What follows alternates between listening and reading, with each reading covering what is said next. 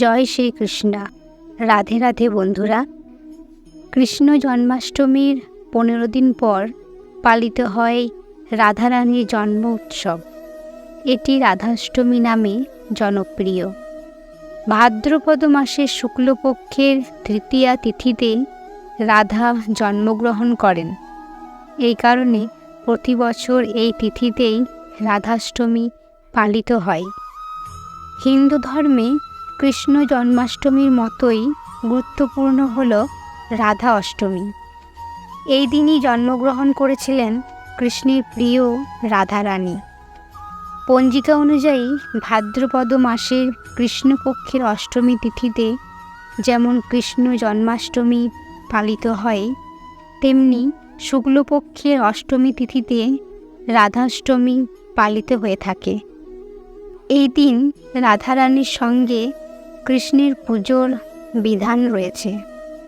যদিও রাধারানী কৃষ্ণের সহধর্মিণী নন, কিন্তু রাধারানীকে সর্বদা শ্রীকৃষ্ণের সাথে স্মরণ করা হয়।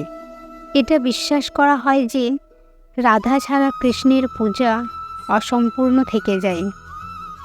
আপনি যদি কৃষ্ণের জন্মদিনে ভগবান শ্রীকৃষ্ণের পূজা করে থাকেন, তবে আপনাকে অবশ্যই রাধা অষ্টমীর দিন রাধারানীর পূজা করতে হবে। কারণ রাধাজির আরাধনা করলে কৃষ্ণ প্রসন্ন হন এবং তার ভক্তদের প্রতিটি ইচ্ছা পূরণ করেন। এই বছর রাধা অষ্টমী কবে, কিভাবে পুজো করবেন, রাধা অষ্টমী কখন এবং এর গুরুত্ব কী, এসবই আলোচনা করা হয়েছে আজকের এই ভিডিওতে। তাই ভিডিওটি শেষ পর্যন্ত দেখুন এবং বিস্তারিত সব কিছুই জেনে নিন। এই বছর ভাদ্রপদ মাসের শুক্লপক্ষের অষ্টমী তিথি শুরু হচ্ছে মঙ্গলবার 10 সেপ্টেম্বর রাত 11:11। এটি 11 সেপ্টেম্বর বুধবার রাত 11:46 শেষ হবে। উদয়া তিথি অনুসারে 11 সেপ্টেম্বর রাধাষ্টমীর উপবাস পালন করা হবে। 11 সেপ্টেম্বর সকাল 11:03 থেকে দুপুর 1:32 পর্যন্ত পুজোর শুভ সময়। হিন্দু ধর্মে রাধা অষ্টমী রাধা জয়ন্তী নামেও পরিচিত। এই দিন শ্রদ্ধা ভক্তি ভরে রাধার পূজা অর্চনা করা হয়ে থাকে। রাধাষ্টমীর পুজোর নিয়ম কী? শাস্ত্রমতে রাধাষ্টমীর দিনে কৃষ্ণ ও রাধার একসঙ্গে পুজো করা হয়ে থাকে।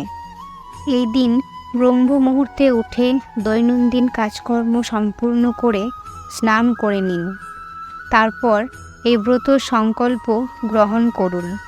তারপর একটি চৌকিতে হলুদ বা লাল কাপড় পেতে রাধা ও কৃষ্ণের মূর্তি বা ছবি স্থাপন করুন। এবার পঞ্চামৃত দিয়ে রাধাকৃষ্ণকে স্নান করান। তারপর রলি, চন্দন, অক্ষত, নৈবেদ্য, ফুল, মালা অর্পণ করে ভোগ নিবেদন করুন। রাধাকৃষ্ণকে ভোগ নিবেদন করার পর ঘিয়ের প্রদীপ প্রজ্বলিত করুন। ভজন ও মন্ত্রজপের মাধ্যমে রাধাকৃষ্ণের স্তুতি করুন। রাধা অষ্টমীর দিনে শ্রী রাধা কৃপাকটাক্ষ স্তোত্র পাঠ করুন। শেষে আরতি করে ক্ষমা প্রার্থনা করে নিন।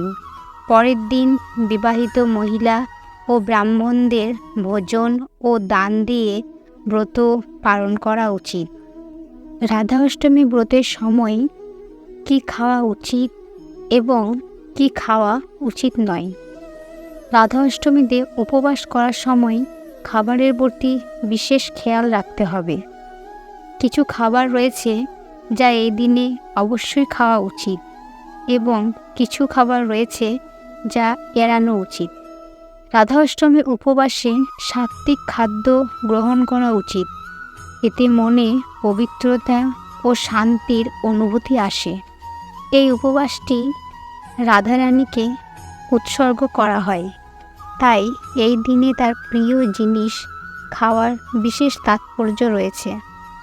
এমন কিছু জিনিস আছে যা এই দিনে খাওয়া উচিত নয়। জেনে নিন রাধা অষ্টমী ব্রতের সময় কি খাবেন আর কি খাবেন না।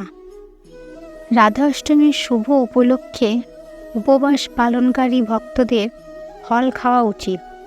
আপেল, কলা, আঙুর, নাশপাতি, ডালিমের মতো তাজা ও মিষ্টি ফল খান। এগুলি পুষ্টিতে সমৃদ্ধ এবং শক্তি সরবরাহ করে। শুকনো ফল খান, যেমন বাদাম, আখরোট, কাজু, কিশমিশের মতো শুকনো ফল খান। এগুলো প্রোটিন এবং ফাইবার সমৃদ্ধ। আপনি কাঁচা বা সিদ্ধ দুধও পান করতে পারেন। মিষ্টি দইও খেতে পারেন। সেদ্ধ বা ভাজা আলু খান। এগুলো আপনাকে পূর্ণ বোধ করে এবং শক্তি দেয়। লবণ এবং মশলা যোগ করে স্বাদ বাড়ানো যেতে পারে। ক্ষীর বানিয়ে খান। এটি একটি হালকা এবং পুষ্টিকর খাবার। আপনি তাজা ফলের রস পান করতে পারেন। কমলা, আনারস, আঙুর ইত্যাদির রস তৈরি করুন।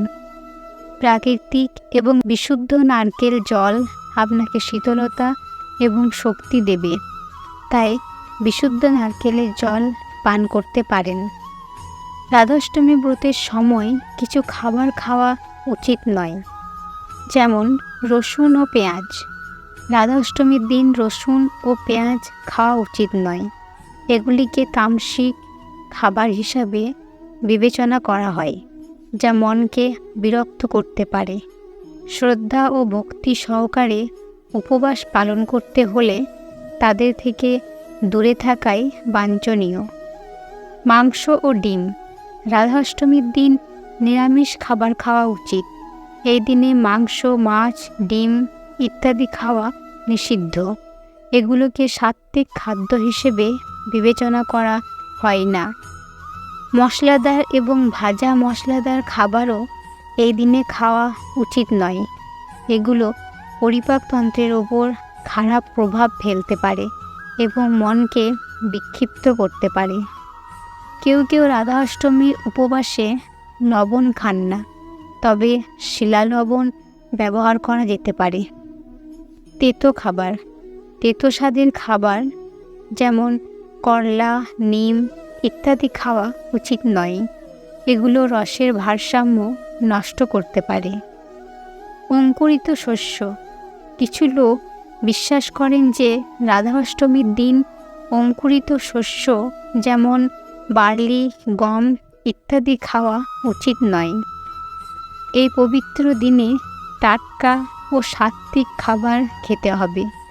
বাসি ও নষ্ট খাবার খাওয়া থেকে বিরত থাকতে হবে। চা, কফির মতো ক্যাফিনযুক্ত পানীয় এই দিনে খাওয়া উচিত নয়। এগুলো মনকে বিরক্ত করতে পারে। ধর্মীয় বিশ্বাস অনুসারে রাধা ছাড়া ভগবান শ্রীকৃষ্ণের পূজা অসম্পূর্ণ বলে মনে করা হয়। ভগবান শ্রীকৃষ্ণের প্রিয়তমা রাধিকা ভাদ্রপদ মাসের শুক্লপক্ষে জন্মগ্রহণ করেন। যারা রাধা অষ্টমীতে উপবাস করেন এবং এই দিনে রাধারানীর সাথে ভগবান শ্রীকৃষ্ণের পূজা করেন, তারা ভগবান শ্রীকৃষ্ণের বিশেষ আশীর্বাদ পান। এটা বিশ্বাস করা হয় যে বিবাহিত দম্পতিরা রাধা অষ্টমী উপবাস করে এবং নিয়ম অনুসারে তাদের পূজা করেন, তাদের জীবনে সর্বদা সুখ থাকে এবং স্বামী স্ত্রীর মধ্যে সর্বদা ভালোবাসা থাকে। তাই বন্ধুরা, আপনারাও রাধা অষ্টমী ব্রত পালন করুন এবং রাধাকৃষ্ণের কৃপা লাভ করুন। সকলে ভালো থাকবেন, সুস্থ থাকবেন। জয় শ্রীকৃষ্ণ। রাধে রাধে।